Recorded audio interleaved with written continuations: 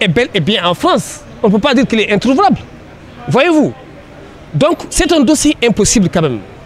C'est une situation de droit inédite. Or, l'heure est grave. Tout à l'heure, j'ai eu à voir une image dans laquelle des gendarmes se sont mis à interpeller un journaliste ou une de vos concerts. Ça nous a donné l'image des personnes quand même qui sont allées au-delà de leurs prérogatives, allant jusqu'à interpeller un avocat et demander de subir un test, un alcotest. Je pense que l'heure est grave. Le Sénégal ne mérite pas cette façon de faire, cette façon de procéder qui est un peu plus cavalière, car les libertés publiques sont bafouées aujourd'hui. La liberté, c'est le principe, et chacun a la liberté d'exprimer ses opinions, mais dans le cadre du respect de l'état de droit. Et ce que le sieur Fall a eu à dire tout à l'heure, il n'a pas eu à violer les droits des uns et des autres, mais il a eu tout simplement à recueillir une déposition, ou en tout cas une information qu'il a eu à recueillir d'un certain Madiambal Diagne. Eh bien, à partir de ce moment, je ne vois en quoi on doit aujourd'hui le poursuivre pour ces chefs que j'ai eu à citer tout à l'heure. De toutes les façons, l'audition vient d'être bouclée. Le commissaire de police, dont on salue le professionnalisme, ainsi que le lieutenant, les adjudants et mes excellents confrères. Maintenant, il va falloir faire en sorte qu'on puisse préserver sa santé, car je précise que le sieur Babacar Fall est malade. Il est suivi par un médecin, lequel d'ailleurs médecin doit se présenter tout à l'heure à son chevet. Et donc sa place n'est pas dans une cellule d'un commissariat de police ou une unité de gendarmerie. Sa place est aujourd'hui, je pense, dans les plateaux de télé et radio. C'est un cerveau, c'est une tête pensante. C'est dommage quand même qu'on se mette de plus en plus à arrêter des citoyens honnêtes qui n'ont fait qu'exprimer leurs droits reconnus par la Constitution, ce qui est un droit sacré, le droit à la libre expression. Je vous remercie. En attendant, pour l'instant, on attend encore. L'enquête, l'audition, j'allais dire, est bouclée. Ça s'est passé très rapidement, car on n'a posé que 2 ou 3 questions. Quels sont vos rapports avec le sieur Madiambal Diagne? Il a indiqué que c'est des rapports purement professionnels, ce qui est le cas. Ce qui est le cas d'ailleurs. Il a dit, il n'a pas senti avoir eu à poser un acte que la loi réprime à sa connaissance.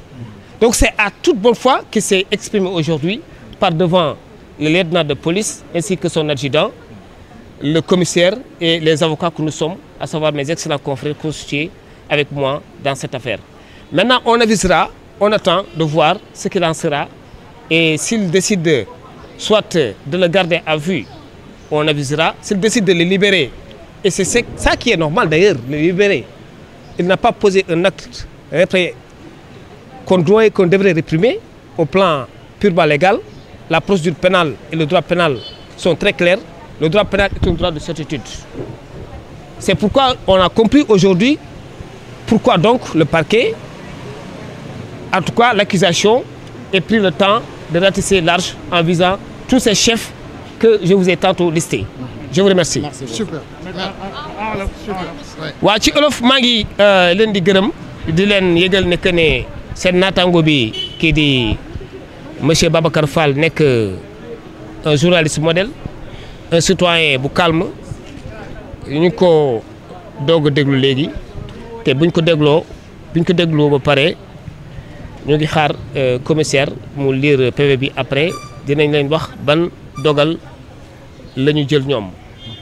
Mais ci yi ni mel yaakaar nañ ni nit ki dañ ko war a bàyyi parce que ñu koy toppee yëkkati kàddu yoo xamante ni wérul et puis poser ay acte jëfee de sorte à ce que sécurité état ndërmeelu loolu aussi yaakaar nañ ne amul maanaam dafa receler malfaiteur koo xamante ni dafa def naka sudul noonu mu jël ko mais malfaiteur boobu il faut ñu gis ko il faut que yoon ne kii malfaiteur la ñu jugé ko wala ñu convoqué ko Madiambal Diagne ba léegi kenn convoqué wu ko et puis sànq wax naa leen ci kalamay nasaraan maître Seydou Diagne ak maître Ousmane Thiam produire nañu ay jurisprudence yoon dafa ne juge rek moo am sañ-sañ d'après la constitution décerner mandat d'arrêt contre une personne te it xam ngeen démb ma informé leen Madiambal Diagne juge d'instruction bu France bi dafa lever mesure contrôle judiciaire bi donc à partir de ce moment comprendre ñu lu tax ba léegi ñoom ñu téye ko fii pour ñu ne soi-disant dafa def naka sudul noonu en français maanaam discours contraire aux diffusions de fausses nouvelles, d'avoir posé des actes de nature à compromettre la sûreté de l'État et les actes qu'a pris le juge. Mais le juge bi ba léegi saisir guñu juge xam bu fekkente ne dossier bi mu ngi instruction ab juge di ko saytu di enquêter à charge et à décharge là y a le caractère secret de l'instruction mais ba léegi enquête amagul parce que ba léegi Madiambal jotagul convocation na wuy benn unité de police wala de gendarmerie à partir de ce moment bu ñu lancé mandat d'arrêt mu woote France la woote te France am na droit France si boppam nee na moom defoon na ko contrôle judiciaire mais ba léegi daf koy dindi alors ba léegi gisuñu vraiment pertinence su mesure bi ñu jël tey maanaam moo nekk dañ koy jël di ko interroger yaakaar naa ne sax dañ ko war a bàyyi bu soobee yàlla te noonu la war a demee incha allahu rabbi parce que ma leen di xamal ne fu mu nekk nii état de santé am dafa xaw a jagati dafa feebar soxnaam macha allah depuis suba ba léegi mu ngi si wetam fi mu nekk nii médecin la ñuy xaar parce que xam nga ku mel ni aussi il faut nga surveiller ko bu baax xool ko de très près parce que am na ay conditions yu muy nekk rek dara bu xewee en tout cas day ñaaw donc ñu ngi alerter ñëpp daal di def en sorte que état de droit bi ñu nekk mooy liberté d'expression mooy mais bu ànd ak aussi respect droit à vie privée nit ñi mu am te kii di monsieur Fall loolu la wax nee na moom républicain la c'est un citoyen vraiment conscient de ses droits mais un journaliste aussi qui maîtrise aussi sa profession et qui connaît les règles qui régissent le code de la presse la déontologie des journalistes. donc laaj yan relation la am ak kii di Madiambal Diagne moom mu tontu la.